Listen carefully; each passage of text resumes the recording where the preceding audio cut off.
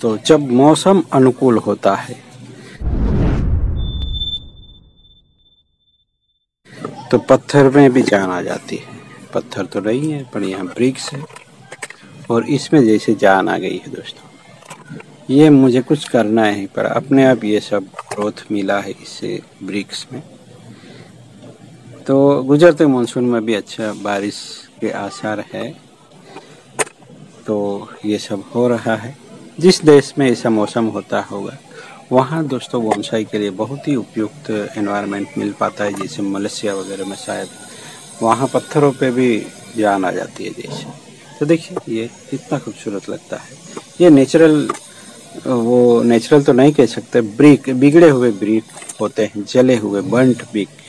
तो इसमें से मैंने ये एक बनाया था पॉट, उसके अंदर मैंने कार्विंग कर लिया था और उसके बाद मैंने एक कार्बोना का प्लांट लगा दिया था, लंबा था तो यू शेप में नीचे ला दिया था मैंने।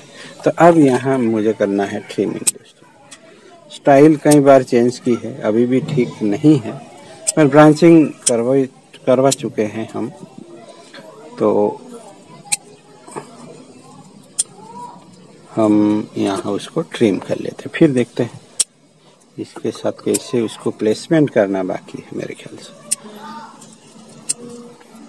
तो ट्रिम करने के बाद देखते हैं क्या हो सकता है। एक यहाँ प्रेमना भी मैंने गाड़ दिया था, वो भी हो चुका है। तो उसको तो मैं केवल शॉर्ट कर दूंगा, जिस इसमें से कुछ होता है तो कुछ छोटा सा प्लांट हम यहाँ डेवलप कर सके, उसका कोई ज़रूरत नहीं है। ये विड्स है, उसे भी निकाल देते हैं दोस्तों। यहाँ वायर बाइट दिख रहा है तो मुझे वायर भी निकालना पड़ेगा। चलिए अब यहाँ उसको प्लेसमेंट करवाना है। रॉक का फ्लो इस तरह का है तो उसको भी ऐसे ही बनाएंगे पर उसको यहाँ से खींच के बांधना पड़ेगा। तो इसके लिए वायर कहीं अटकाना होगा। तो देखते हैं क्या कर सकते हैं। यहाँ कहीं कुछ है तो हम बांध सकते हैं मगर कुछ। तो दोस्तों देखिए मैंने कहाँ अटकाया, फिर मैंने यहाँ एक गैप देखा तो गैप के अंदर थोड़ा सा डाल दिया और ऊपर खींच लिया तो ये हो गया। तो इस तरह जुगाड़ हो जाते हैं, अच्छी बात है, कभी कभी सपोर्ट मिल जाता है। तो चलिए उसको थोड़ा वायरिंग करके अब उसको आगे इस तरीके से कर लेते हैं। ये थोड़ा ऊपर रहना चाहिए यहाँ जो गैप है, या फिर उसको आगे की ओर रहना चाहिए। तो इसके लिए थोड़ा सा ये जो वायर जो लगा है उसी को ही मैं कर लेता हूँ।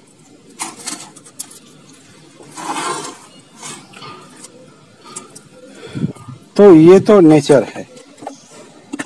अब इसके साथ हमें उसको थोड़ा सा ऊपर ले लेना है बस।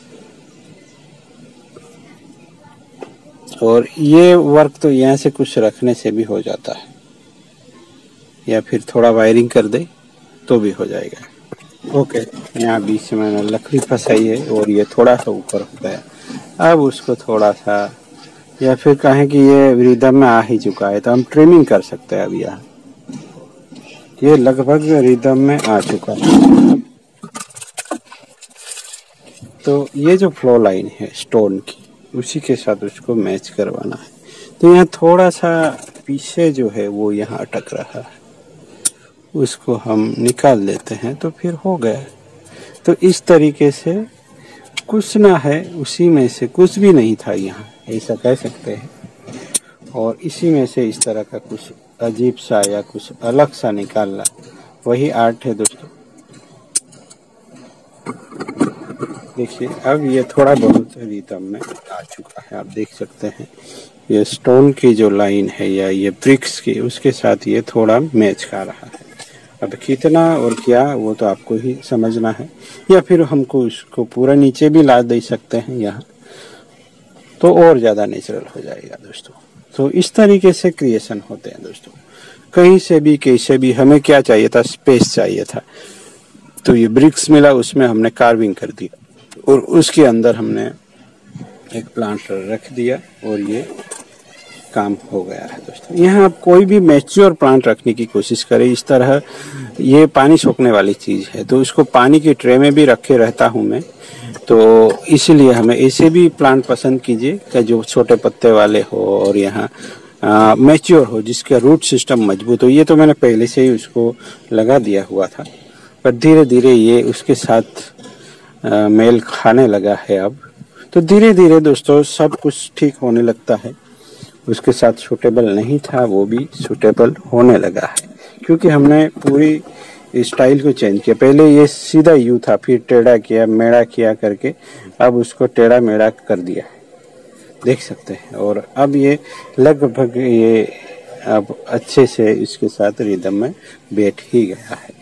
तो ऐसे ही बने रहेगा, ऐसे ही कुछ एक्साइटिंग चीज़ों के साथ हम फिर से मिलेंगे। Thank you for watching.